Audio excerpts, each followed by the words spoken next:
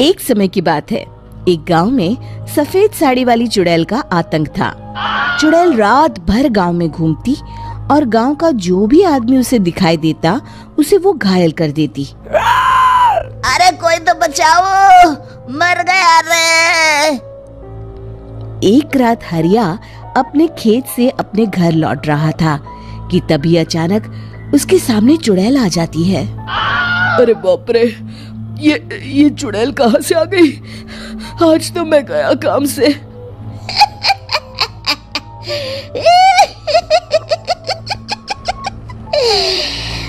आज मुझे मेरा शिकार मिल गया। अरे चुड़ैल दीदी, मुझे छोड़ दो।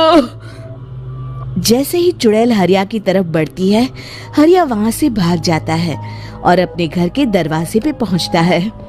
अरे भगवान, जल्दी से दरवाजा खोलो, मेरे पीछे चुड़ैल पड़ी है। हरिया की पत्नी जल्दी से दरवाजा खोल देती है। अरे आप इतना हाफ क्यों रहे हैं? अरे मेरे पीछे चुड़ैल पड़ी है, आज तो मैं बाल बाल बच गया। जल्दी से सभी दरवाजे और सभी खिड़कियों को बंद करके बत्ती बुझा दो। तभी चुड़ैल हरिया के घर के पास पहुंच जाती है। अरे वो आदमी कहाँ गायब हो गया? मैं भी देखती हूँ आखिर कब तक बचेगा। मैं अपने शिकार को इतनी आसानी से नहीं छोड़ती। इतना कहकर चुड़ैल वहाँ से चली जाती है। वहीं दूसरी तरफ हरिया और उसकी पत्नी दोनों अपने घर की खिड़की से ये सब देख रहे होते हैं। अरे बाप रे, ये तो बड़ी डरावनी चुड़ैल थी।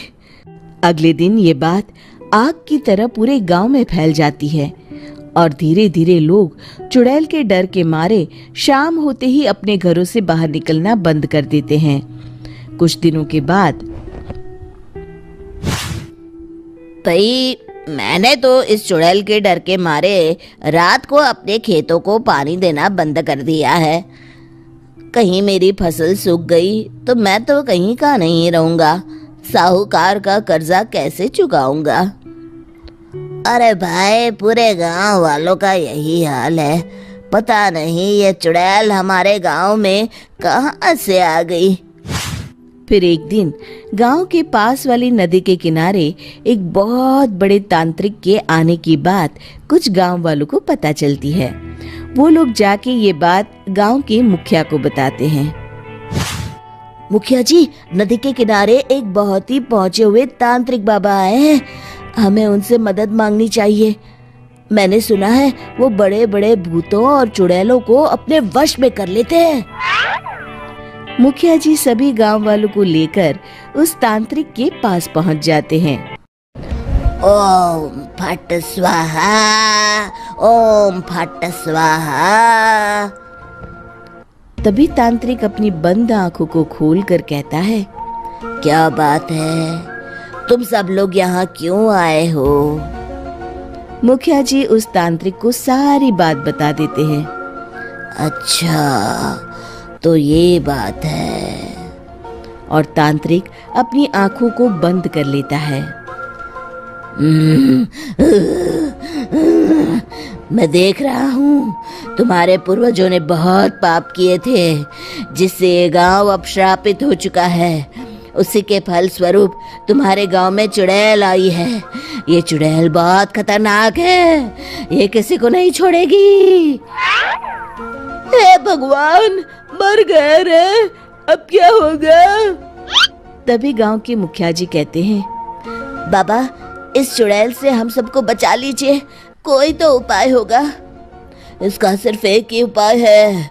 सभी गांव वालों को बारी बारी हर दिन अपनी आधी फसल उस पहाड़ी के ऊपर बनी काली गुफा में छोड़ के आनी होगी। तभी उस चुड़ैल की भूख मिटेगी और श्राप का प्रभाव खत्म हो जाएगा और तुम सब जिंदा बच जाओगे। सभी गांव वाले उस तांत्रिक की बात को मान लेते हैं और वहां से चले जाते हैं।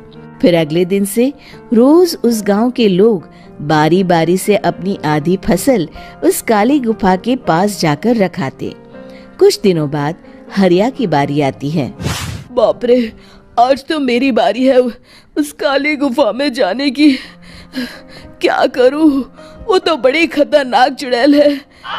मेरे तो हाथ पैर कांप रहे हैं। फिर हरिया डरते डरते अनाज की बोरियां अपनी बैलगाड़ी में लाद देता है। तभी हरिया की पत्नी उससे कहती है, देखो जी, संभल के जाना और किसी भी हालत में शाम होने से पहले वापस आ जाना। उस चुड़ैल का कोई भरोसा नहीं है जी।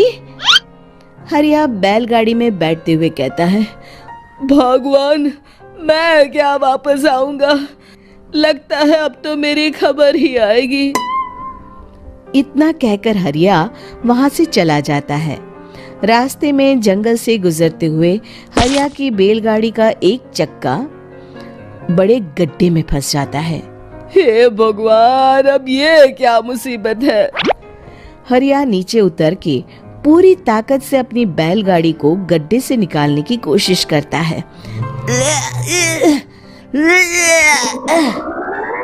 बहुत देर मेहनत करने के बाद हरिया की बैलगाड़ी उस गड्ढे से बाहर निकल जाती है। हे भगवान, अब तो शाम होने वाली है। आज तो मैं गया काम से। जैसे तैसे हरिया काली गुफा में पहुंच जाता है। अरे मर गया रे, यहाँ तो चारों तरफ डरावना माहौल है। मैंने यहाँ आने में बहुत देर कर दी, कहीं चुड़ैल नाराज ना हो जाए। हरिया अनाज की बोरियां वहां रख के जैसे ही जाने लगता है, तभी उसे किसी के आने की आवाज सुनाई देती है। हरिया एक कोने में छुपकर अंदर देखने लगता है।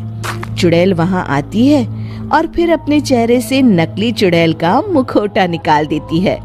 हरिया ये देख के हक्का बक्का रह जाता है। तभी चुड़ैल कहती है, भैया यहाँ आना, आज तो बहुत अनाज आया है। इसे मिलाकर अब हमारे पास ढेर सारा अनाज जमा हो गया है। कल ही हम इसे शहर में बेच आएंगे और माला माल हो जाएंगे। तभी अंदर से नदी के किनारे वाला तांत्रिक बाहर आता है। अरे, ये तो तांत्रिक बाबा है। हाँ, अब तो हम दोनों की जिंदगी मजे में कटेगी। गांव वालों को बेवकूफ बनाना इतना भी मुश्किल नहीं था। लोग तो तुम्हें सच में असली चुड़ैल समझते हैं। हाँ, तुमने सही कहा। अब ये गांव वाले चुड़ैल के डर से जिंदगी भर इस काली गुफा में अनाज पहुंचाते रहेंगे। अच्छा, तो ये बात है।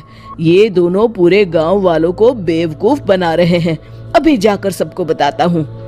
हरिया उन दोनों की पूरी बातें सुन लेता है और जल्दी से वापस गांव में आता है। गांव वालों को पूरी बात बता देता है। इससे पहले वो दोनों हमारा अनाज लेकर शहर जाए, हमें उन दोनों को पकड़ना होगा। उधर दूसरी तरफ नकली तांत्रिक और नकली चुड़ैल बनी औरत एक बड़ी गाड़ी में सारा अनाज लाद के वहां से निकलने की तैयारी कर रहे होते हैं। जल्दी करो, इससे पहले हमें कोई देख ले। हमें यहाँ से निकलना होगा। और तभी वो दोनों देखते हैं कि सामने से सभी गांव वाले अपने अपने हाथों में मशाल लेके आ रहे हैं। दोनों बुरी तरह डर जाते हैं।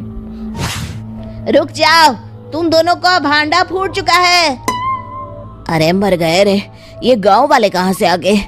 तुमने क्या सोचा इतनी आसानी से यहाँ से निकल जाओगे? ये अनाज हमने अपने खून पसीने से दिन रात खेतों में मेहनत करके उगाया है। दोनों मुखिया जी के पैरों में गिर जाते हैं। हमें माफ कर दीजिए, हम दोनों एक नंबर के कामचोर हैं। बिना मेहनत किए पैसे कमाना चाहते थे। हाँ, अब हम आगे से मेहनत मजदूरी करके पैसे कमाएंगे। हमें कुछ मत करना, हमें छोड़ दीजिए।